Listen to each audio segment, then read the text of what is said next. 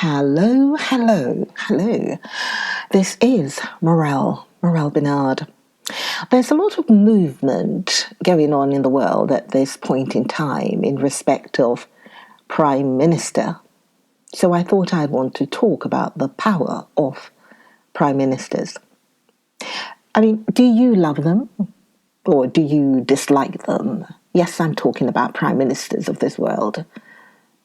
George Jones wrote about the power of the Prime Minister, the Margaret Thatchers of this world, the Harold Wilson, the Honourable Gentleman Tony Blair, or, say, the Honourable Gentleman Boris Johnson. Yes, Boris Johnson. There is a view that the Prime Minister, such as the Honourable, should I place an emphasis on the word honourable? Boris Johnson has personally ruled from number 10 Downing Street, and he is, or maybe now I should say, was supported or buttressed by the civil service, the party system, and the British media. What do you think? Do you agree?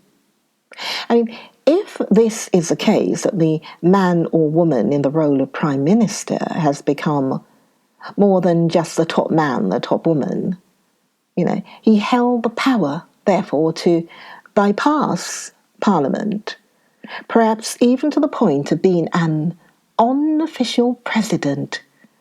An unofficial president engaging in a direct relationship with the public. Food for thought.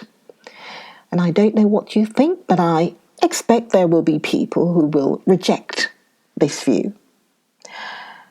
According to George Jones, prime ministerial power is dependent upon a few variables and subject to important limitations. For example, there are Boris Johnson's personal qualities and objectives as the Prime Minister. The extent of the Prime Minister's powers is also linked to the profile of those who sit around the cabinet table and the political circumstances of the day. The exercise of power from number 10 is therefore reliant upon some degree of compliance and from the other ministers in government, so that strong ministers could therefore restrain a premier. The thought of it, yeah? Strong ministers restraining a premier, if they choose to do so. Cabinet members having the upper hand over the PM, the Prime Minister. This would be a very uncomfortable situation to be in for any Prime Minister. And I'm sure that one of the things Prime Ministers try to do is never to be put in such a situation that the cabinet members have got power over them. I mean, is that why a Prime Minister, be it, say, Boris Johnson or others, need to rule with an iron rod, an iron fist, meaning keeping cabinet members in place and booting them out if and when they don't comply, if and when they are becoming too challenging? There is another argument, and that is surely Prime Ministers must govern with others. Since they depend upon the support or compliance of their fellow ministers to achieve their goals. So cooperation, though, is not automatic. Cooperation from the others must be won. I, in my very humble world, liken it to like being in the playground and trying to make friends. If you don't make friends, then you don't get invited to the, birthday parties or private parties, do you? So the Prime Minister, such as Boris, would therefore need to have a bag of sweeties, a bag of candies, and offer the sweets, or another word we can say for the sweets, the candy, resources. Offer the resources to keep cabinet members happy, and also to keep the backbenchers happy as well. Yes, don't forget about the backbenchers. It does beg the question of who would want to be Prime Minister? Who would want to do that? And I'm sure you might be saying, haha, Morel, me. I'll take on the power for better or worse. Seems like quite a good job, so I'll put myself up for it, is what you must be saying to me now. George Jones's thesis states that, and I'm quoting here, the Prime Minister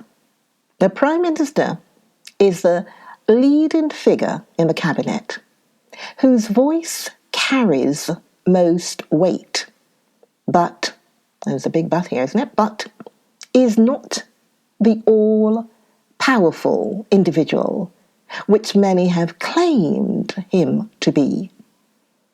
His office has great potentialities, but the use made of them depends on many variables: the personality, temperament, and ability of the Prime Minister, sort of what he wants to achieve and the methods he uses.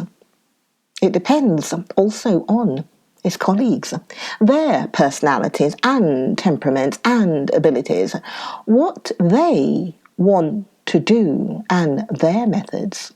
Oh, we note that, isn't it? So there's a Prime Minister's methods, what he wants to do, but it's not just that alone. It is those colleagues, it is those cabinet members, what they want to do and their methods. A Prime Minister who can carry his colleagues with him can be in a very powerful position, but is only as strong as they let him be. Oh, so, Boris, you're only as strong as your cabinet members, your colleagues, allow you to be. So, from the outside, meaning from a laywoman's point of view, the Prime Minister might appear to have great powers. But in fact, the Prime Minister might be controlled, therefore, by someone or something else or a number of people. Yeah. Factors such as winning or losing public support. I'm thinking about the party of the lockdown there. Winning, losing public support, yeah.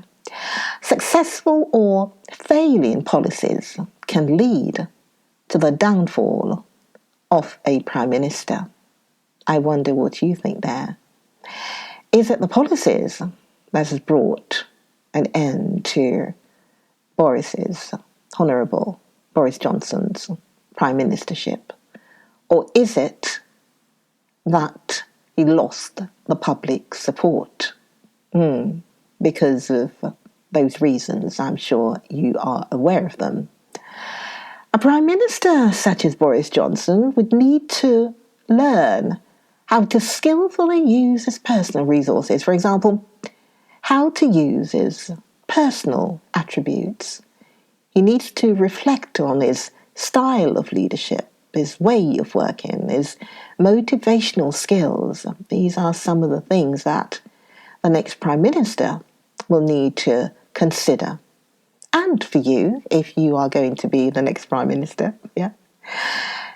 It is argued that it is like a game of cards, and a skilled player, a skilled Prime Minister can do well. Even, yes, he can do well, even if he's dealt a weak hand. So that's for the next Prime Minister to consider. I shall leave you for now. Morel Benard saying take care for now. Okay, bye-bye. Bye.